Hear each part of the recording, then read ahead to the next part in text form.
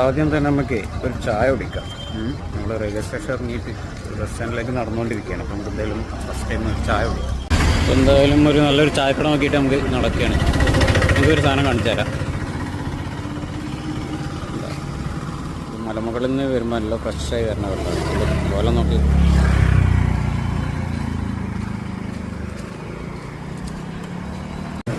എല്ലാ നാട്ടിലെ അവസ്ഥ ഇതൊക്കെ തന്നെ, കുണ്ടും കുഴി.